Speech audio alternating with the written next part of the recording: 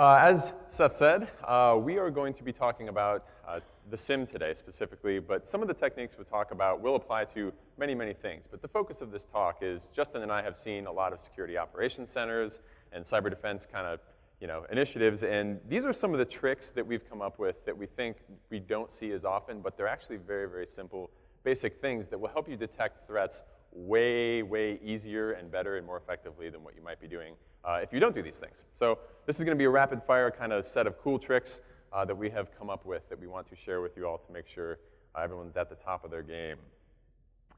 So real quick intro. Yep, so I'm Justin Henderson. I'm the author of SEC 555, SIM with Tactical Analytics, co-author 455 SIM Design Implementation with this guy. And then I also co-author SEC 530, Defensible Security Architecture and Engineering with Ishmael, who's somewhere in here. Either way, so I've got 61 certifications, and what I'm most proud of is I have a hobby farm. Woo! Okay. My name is John Hubbard. I'm another instructor and author of the new SEC 450 class, the Blue Team Fundamentals course. We're going to be teaching later on this week, as well as co-author with Justin. Our Twitter handles are there. If you have any questions on this talk, we'd love to chat afterwards. Side note, a copy of this will be available as well. Of course, we're posting it on the slide or on the site.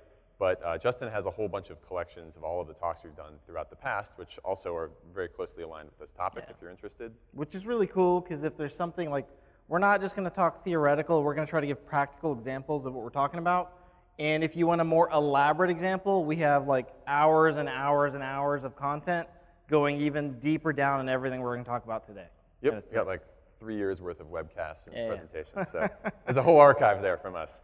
So really what we're talking about here is this concept of if you're trying to build a strong foundation, like you've got the whole building a house on the sand versus the rock. Yes? Okay, just nod your head, right? It would go much smoother if you just nod your head. Okay. What we're trying to do is we walk into organizations, we're doing consulting, we're teaching, we're all over the place, different industries. These are some of the things we're seeing in the most effective implementations. And we cheesily have done the vowel thing, like we have English words, like we speak, they have vowels and consonants. If you were to remove the vowels, like how you doing would be how doing.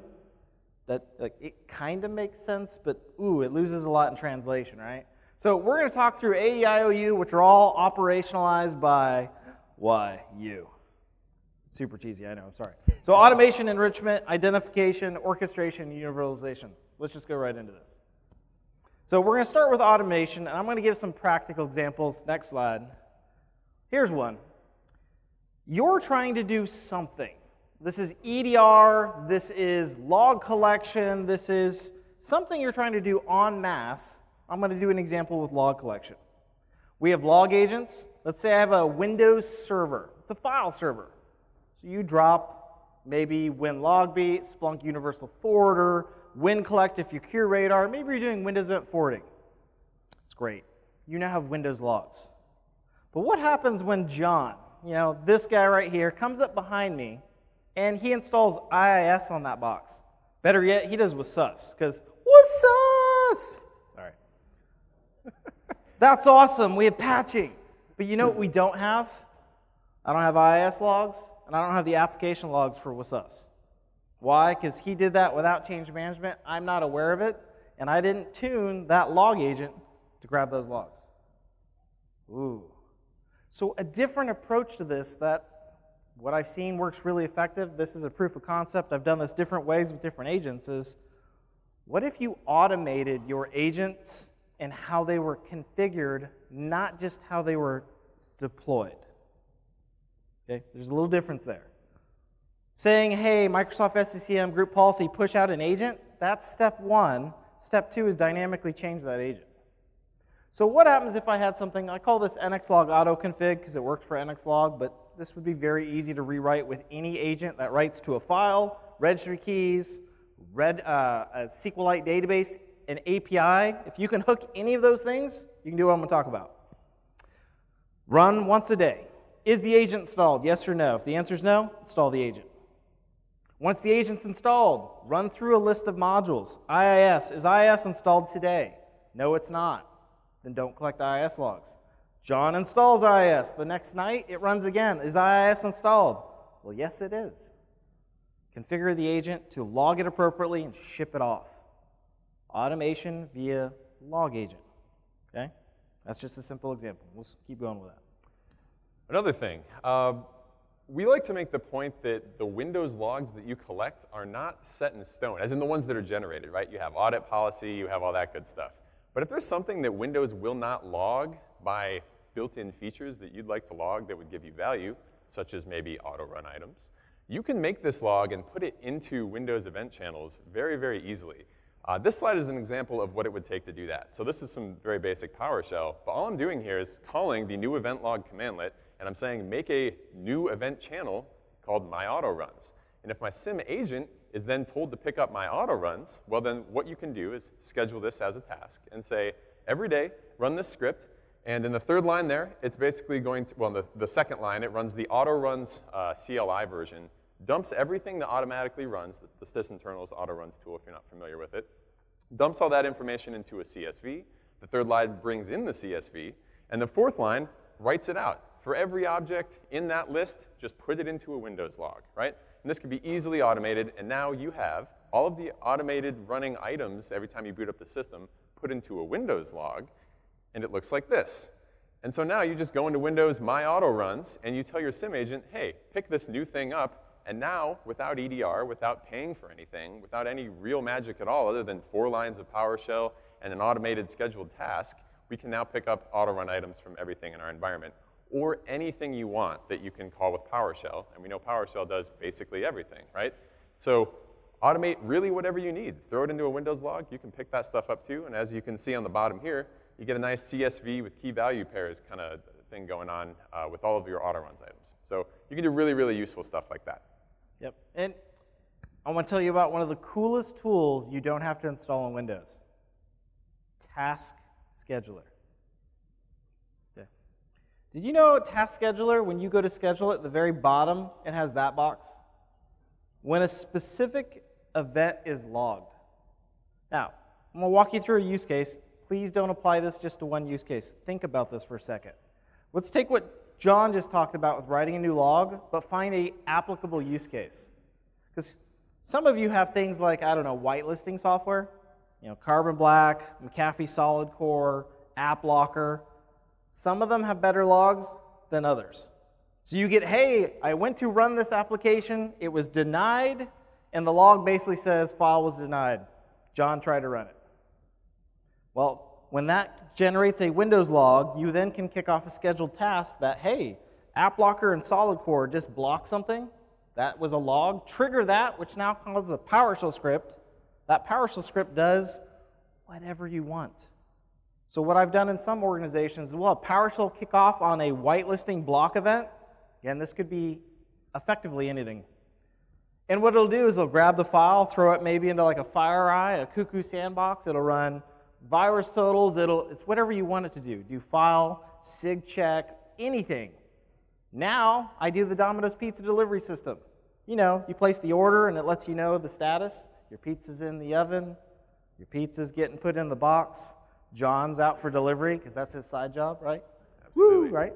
Love those pizzas. So now if something gets blocked, I change the block message because I close it, open it, PowerShell, right here, right?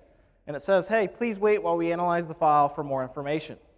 If there's enough information to say it's truly bad, keep it blocked, let them know, nope, not going to happen. If there's enough information to say it's good, allow it just on that one box and then open a ticket so that someone can globally open it. Okay? So things we can do, plus write our own logs, make it better. We should consider automating the mundane. But the mundane is often associated with like tickets and things like SOAR, just different platforms will help with that. But even like this, how many of you have deployed like an IDS sensor before? Security Onion, we had a lot of hands saying, yep, Security Onion. Well, if you have thousands of sites, why don't you automate the deployment of that? Since we have Security Onion here this week, I'll give an example of that.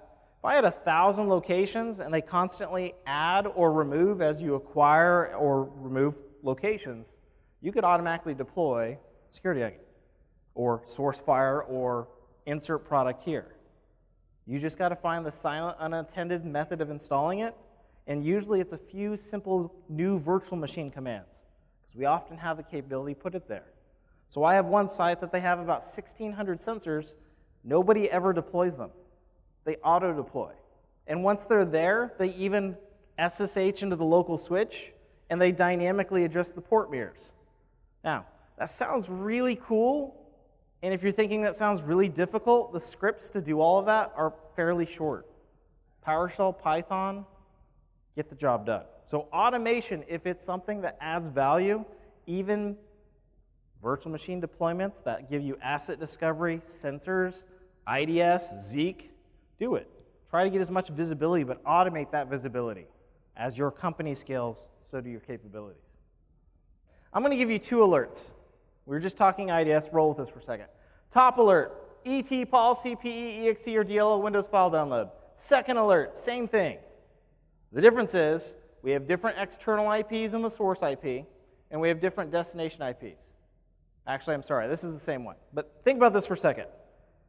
The top is a default snort or suricata alert. That's the information you get. The bottom is the same alert with automatic enrichment techniques. Could have been done at log ingestion, could have been after the fact like in Splunk, could have been in a ticketing system like the Hive with Cortex. Which of these is easier to say it's good or bad? The top one that says somebody downloaded a EXE or DLL? Or the bottom one that says EXE or DLL that came from Google, literally the organization of Google, from Internet Explorer as a process. Jay Henderson was the one that did it, and the file that was downloaded subsequently was Chrome setup.exe. Is this malicious or benign? What do you think? Leans towards benign because Internet Explorer is being used for the one thing it's good for, which is downloading Chrome or Firefox, right? Think about that for a second, though. The alerts that we often get look like the top one. Now, with just that information, malicious, suspicious, benign, I don't know. That's enrichment. Enrichment's taking the data you have and using it to add context so that you can come to a more informed decision or even automatic decision. Let's go ahead. So one of those things, a very simple example, a host name, right? Now, how many people in here break up the host names that they have people going to within their organization and can make a dashboard on something like the TLD piece only? Anyone doing that? Not a whole lot of hands, right? So those of you who are, awesome, right? Why is this useful? Why would we want to break it up into the TLD, the parent domain name, the subdomain name? Because each one of those fields has certain things that you can look for in that field that aren't perfect indicators of evil, but highly correlate with evil, right? If we can look at the TLD, we can come up with a pretty good idea of whether something is likely to be bad, or at least much more likely, compared to some of the other TLDs, right? We have COM. Most things are COM. We're not going to get a whole lot out of that. But if someone's going to a TK, does that up the suspiciousness level? Yes, it does, right? And so if we parse these things out into TLDs, parent domains, subdomains, we can do a bunch of tricks. So we're going to give you a couple examples of that. Yep. So the first step is how do you break them out? And I find it interesting because a lot of the platforms that we have, especially SIMs, they don't always have up-to-date patterns for domains. And there's not just like TLD. There's like GTLD, STLD. Like there's all these variations. So to try to help come up with like a pattern for pulling those out, this is on the GitHub page. It's just a PowerShell script that creates a static registry file, a regex file, I apologize, that you can feed into your SIM to pull these out. It'll grab and download the latest list of GTLD, STLD, and all the country codes and things like that, and then combine them together so that you can feed it to your SIM. From there, go ahead, you can start to do some simple checks. .tk, this is the world according to DNS. It's basically the more domains registered to the country, the bigger it looks like on the map. What's TK? What country code is TK? Tokyo, right? I think someone said that. Has anybody been to Tokyo? Does anybody know the Toklians? Are they pronounced the Toklians? If you're from there, I apologize if I said that wrong, right? I have no clue what this is. It's a small island. The whole country fits on this slide. Yeah. You should know this. It just, So Toclio is a country that they don't even own their own registrar.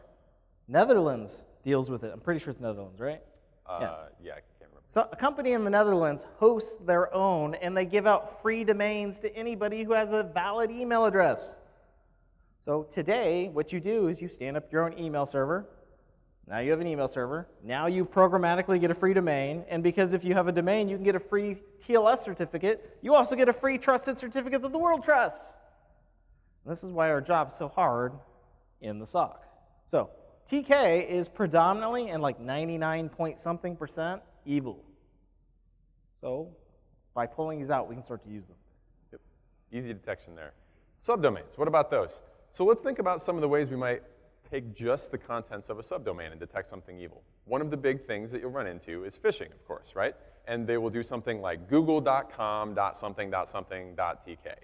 And so if you can take the subdomain field, a really dumb trick that would be pretty effective is just put a regular expression for Google anywhere in the subdomain and then subtract out anything that's not actually Google. Look for the parent domain, and if it's not google.com or not one of the Google top-level controlled domains, or maybe even the ASN, which we'll talk about in a moment, is not controlled by Google, now you have a pretty good indicator that someone is calling their website Google, but it's not Google. And you can do this programmatically. It's not too hard. There's other things for subdomains. There's DNS tunneling. If you see very long, very random, or very rapidly changing subdomains, that is a really good indicator of DNS tunneling. How many people here have actually seen DNS tunneling, either as a tool or in an incident or something like that? So this is one of those things that everyone needs to look up and know what it looks like. It is a deadly technique, but if you know what it looks like, it's super easy to catch, right? And so subdomains are the key to catching it. You say, if there's one parent domain, like evilthing.com, and there's hundreds of thousands of subdomains, that's because those hundreds of thousands of subdomains are actually your data leaving the building in form of DNS, right? And you can look for this stuff. It's pretty easy. You just aggregate based on parent domain, and then you look for which parent domain has the highest number of subdomains. And if you look at that, I guarantee you will find DNS tunneling. And there's a bunch of other tricks like that too, right? That's just one of many. So great technique just from parsing out host names. Yep. And some of the challenge is taking what you know and making it work. For example, look at this slide for a second. Check out this client site before our call. You hover over client site, and you see that link. Malicious, suspicious, benign. What do you think? At least highly suspicious. But, okay, why? What? Could be a DGA, domain generating algorithm. Looks randomly generated, right? Which is where you're probably coming up with the DGA. That's great. I applaud you. I think pretty much everybody will look at this slide and be like, yep, that's a problem. How do you get your tools to do that? Think about that. Like, what? I'm in a SIM. How would my SIM find that? Well, you can't just say I spent X millions of dollars, so it should just do it. It's just not really how our tools work. I can find that. Now how do I get my SIM to find it? And we'll go into the next one. So here's one way you can do that. There's an open source tool called Freakserver. We actually already started talking about this yesterday. Eric Conrad was talking about Mark Baggett, who's a superhero, bald man with a cape. He didn't have a cape, but you get the point. He wrote Freak, and I subsequently broke it because it doesn't work when you handle like 1 million events per second. Can't run it 1 million times with a Python script. I can tell you for a fact, I have this in multiple client environments with multiple SIMs as Freakserver, which is a Python API, basically a REST-style-ish lookup with memory caching. And it can help you find things like randomly generated strings, which you will see over and over and over. How about this? We have DGA, we're talking domains. What happens if I do PowerShell Empire or Meterpreter by default to a Windows box? What does it do whenever you do like PSExec logins? Creates a new service. That service has a randomly generated name, deletes that randomly generated name. What happens if you do a workstation login? The workstation's machine has a randomly generated name. You'll see randomization over and over and over because it's the form of obfuscation and stealth. We can turn that into a weakness. So the way this works, has anybody played Scrabble? If I say I've got a word and it starts with Q, what's the next letter? killing me. Killing me. You! Statistically, if we're taking the English dictionary and we spread characters out, if I have Q, the next letter is most likely going to be a U. Whoever said the other ones, you're all fired, okay? It's natural language processing. Frequent servers doing this, you just stand it up, you run as many instances as you want, and you have a frequency table. Super easy to build. You just give it a text file. Here's the English dictionary, generate a table. Boom, done. Use it. You're in global organization, you have different character sets. Maybe you're doing file names because you have millions of files. Which ones are the most sketchy? Well, here's what mine normally look like. Now score against that using this built table. It's frequency analysis. And then we just keep going with this. Enrichment, you just keep thinking of problems you're trying to solve. When I'm doing analysis, one of the things I struggle with is the needle in the haystack concept. I have a lot of good data, and I have a lot of bad data. And there are some techniques that don't help you find evil, they help you find good, and the difference is you can decide where you want to look. One of those is just basic tags. Is this in the Alexa Top 1 Million, the Royal Majestic 1 Million, the Cisco Rebellion 1 Million? Frequently accessed sites. Now let's be clear, there's some sketchiness, some HR violations, and all sorts of things we don't want to go to in these. But they tend not to be like malware sites. You can have malware in these sites, but it is less likely. But if I tag my data and I say anything that's to the Alexa Top 1 Million and anything that's bad on the left, versus on the right I'm saying, I have an alert. I'm investigating that alert. Well, Magic 8 Ball says, it's probably on the right side of the screen. What that's simply saying is, hey, when you start your investigation, filter out all the sites that tend to be more normal, like the Alexa Top 1 Million. Start your investigation on the right, because that might be less than 10% of your data.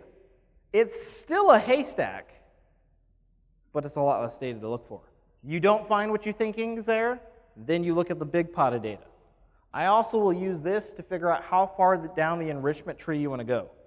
I'm going to do ASNs, I'm going to do Freak Server, I'm going to do all these things. I might say if it's in the top 1 million, I need to do these things. If it's not in the top 1 million, I want to do all of these things. I'll be more aggressive. Okay? This is an example of going more aggressive. This is more time consuming. It's computationally, I don't want to say it's computationally expensive, it's computationally more expensive. When you bring in data into a SIM or EDR or things like that, it tends to be like milliseconds on how quickly that comes in. If I start to do things like this is saying I have an IDS alert on the top, just like we started with a couple slides ago. Use that to pull in more information. Well, if I have a source IP, dest IP, source port, dest port, that's a network socket. I can tie that back to all sorts of things. Sysmon, event ID 3.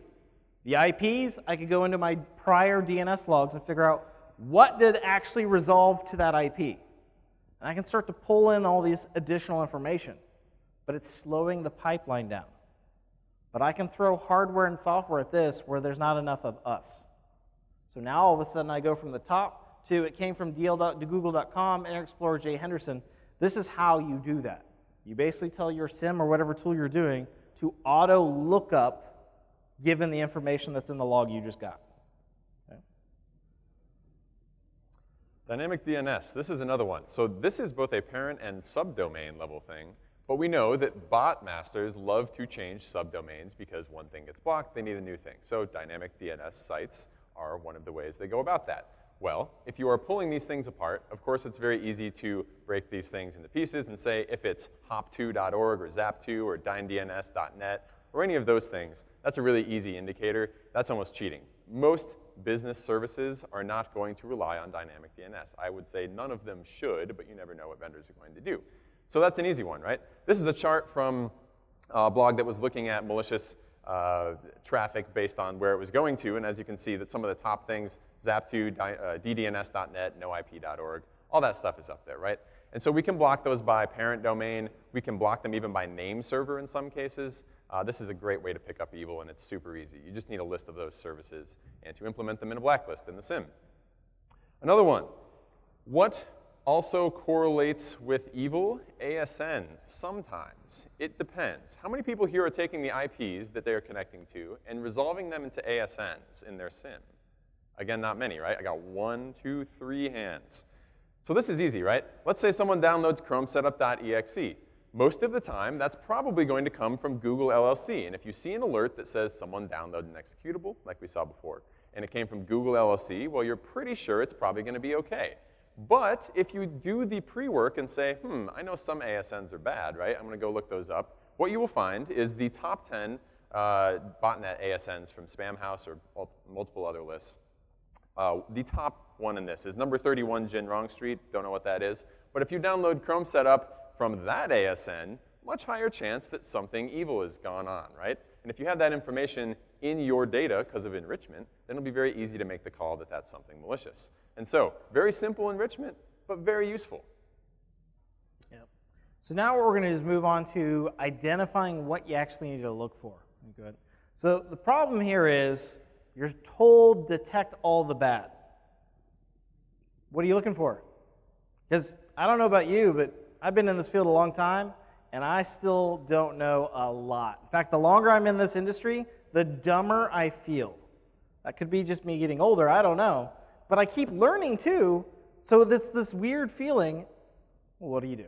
This is an example of trying to detect all sorts of things. I've got one attack scenario, things like coming in over command and control, establishing persistence. We have the USB drop with step 1, credential theft and reuse, backdoor, logs being cleared, and to be honest, there's so many variations of even these same steps that this is showing all the different ways we could detect that, plus variations. And the trick here is we technically only actually have to catch the adversary using one really good technique. Because if I see it and I investigate it before they steal my data and leave or destroy or whatever they're doing, we win as defenders. Yeah! But what are the good detects? What do we look for? What about when things change? Well, go ahead. We've got things like MITRE. MITRE is the closest thing to a framework that I like because it can actually be actionable. It goes in and says, this is the attack. Here are ways you could detect it. It's not always super specific, but we have projects like Sigma and stuff that will try to do that. Next slide. This is the MITRE technique. I'm not going to go through this. You guys have seen this. But you click on them. They tell you what the attacker's doing, known attack methodologies.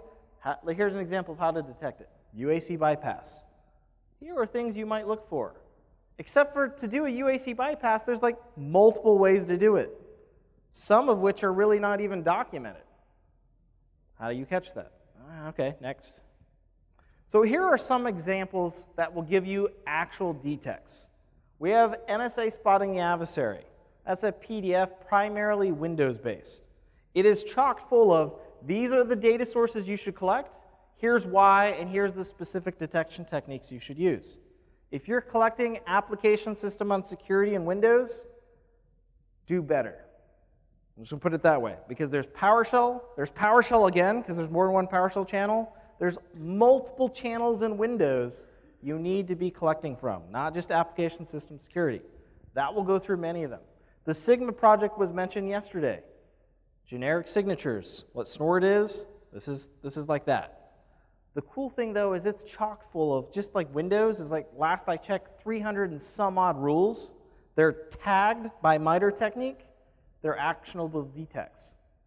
I put them in place in multiple clients. I expect of the 300 and some, usually it's less than 5 are doing false positives.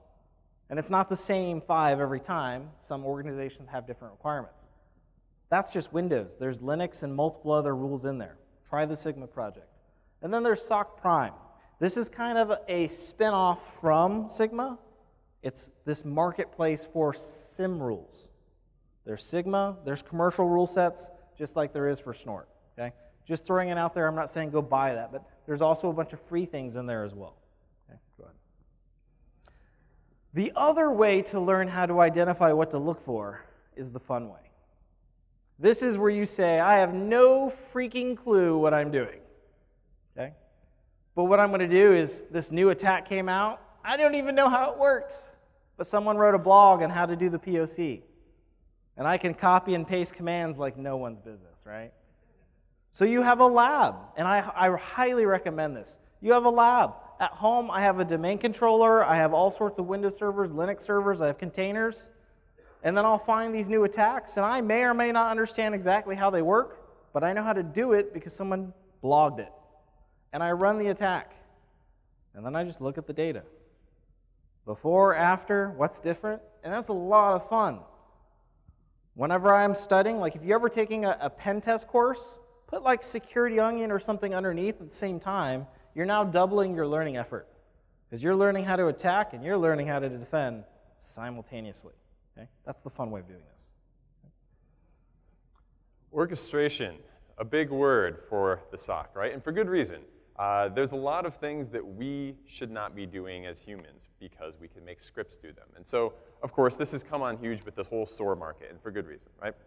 So, because of that, I put this magic sprinkle throwing guy in here, right? SOAR is the thing that's going to help us not do the work we don't want to do and also respond much faster to the things that we are doing on a day-to-day basis. So I don't have a giant list of SOAR-specific things here, but what I do want to point out is where it can help. We have the SIEM, sending alerts to incident management. We have incident management systems transacting data with our threat intelligence platforms. We take those incidents, we run them through playbooks. All of this stuff can be helped by SOAR. Anytime you have two tools that are not integrating in the way that you want, SOAR is potentially the fix for that, right? All you need to do is take the data and understand what format you need it in, what format you want it in, and redirect it, whichever it's coming from the SOAR, or to the SOAR, and then have it manipulate it, and then take the actions you need, right? So some of the things you may do with this. Enumeration and enrichment, of course, right, are E letters for this.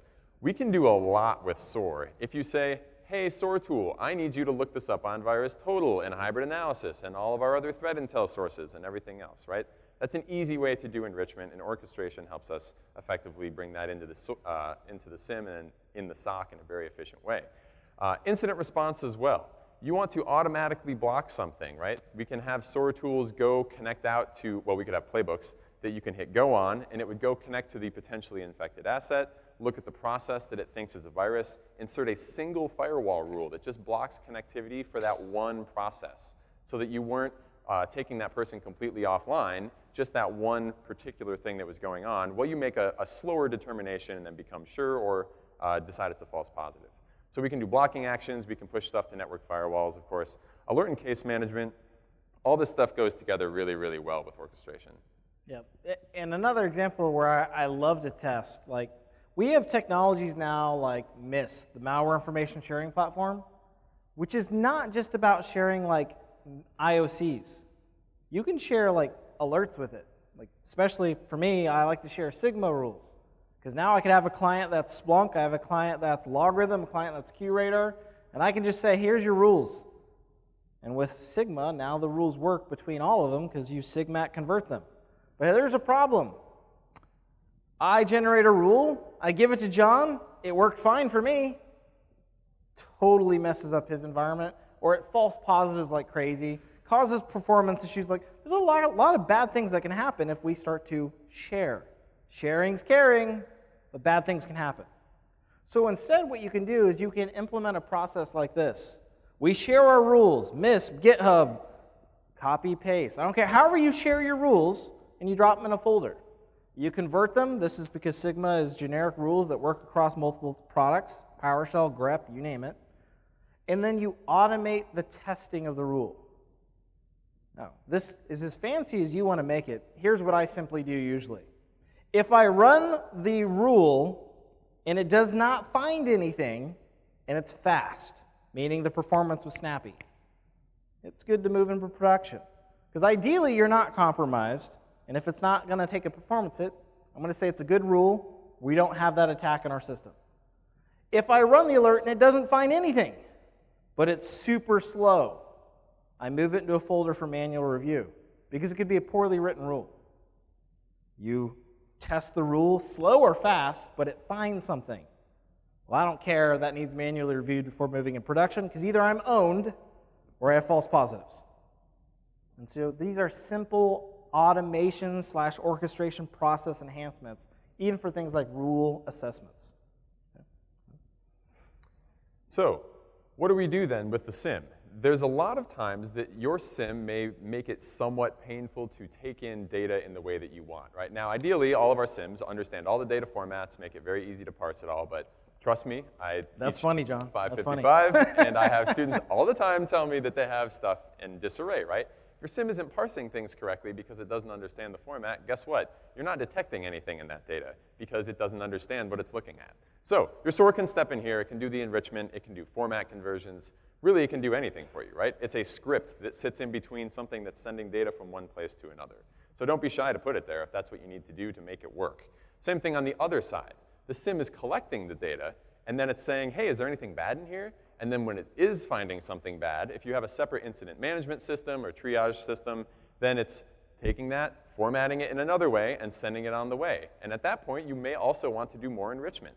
So the SOAR can be put in between both of these interactions and make your data better at each stage. When it's recording events, going from wherever the source is into the SIM, and then from the SIM, when it's been qualified as an alert and something you need to actually look at, can make it even better as it goes into the incident management system and pull in maybe additional information from your threat intel platform, firewalls, Active Directory, context on the user or the asset, right? All of that stuff can be automatically grabbed and included in those alerts, which is awesome. Our last vowel is universalize. This one is probably the most exciting to me because I think it's taking the blue team in the most interesting places, right? So I'll start off with Justin on this one. Universalization is trying to make our stuff work across products. You notice John and I are not up here saying you need to buy this, you need to do this, because realistically you don't want to have such lock-in. You want to be able to be dynamic and shift. The problem is, if you've ever went from like a product to another, like antivirus to another antivirus, whew, that's painful. SIM to SIM, SIM to same SIM, yeah, those are actually problems. You upgrade something, everything breaks. In the SIM space, one of the most painful things is field names. Windows logs. Y'all have Windows. I'm pretty sure in the EVTX file, it's the same fields. But magically, when that gets to my SIM versus your SIM, it's not the same. And so now all of a sudden, my rules and all these things start to break down. You're doing Don's talk. You're doing PowerShell IR. Well, you better have the field names right. So now if you're trying to do all the things I'm doing in my SIM, but now you're dropping it to an IR PowerShell level, it doesn't work. The field names don't match. So universalization is this concept of how can I try to standardize even basic things like field names? Is source IP, source underscore IP, source IP, camel case, lowercase, uppercase, every case? Some organizations have like 3 sets of field names for every field. It's a bad idea, but politics, right? So we have to figure out how to solve this. As has been mentioned, and I won't dive too much into it since we already are somewhat familiar, we have the Sigma project, right? And so this is one of the things I'm super excited about in how the blue team is standardizing. It is, as the quote says, to logs what Snort is to network traffic and Yara is to files. We have had ways to write a signature for PCAPs, right? Easy, Snort does it. We have files we want to pick stuff up in, Yara covers it. We haven't had this for log files, and we haven't had it in a way that's generic. We can't easily say, hey, I wrote this at my company, here, you use it, right? Sigma solves that problem. It is a generic language for analytics. Now, again, a quick show of hands. How many people are using Sigma in any kind of production capacity right now? So not many, right? This is one of those things that I really, really think the blue team needs and will benefit greatly from if we can help pick it up. That's why I was so excited about the playbook talk yesterday. It's going to help pick up adoption of Sigma and all this standardization, right?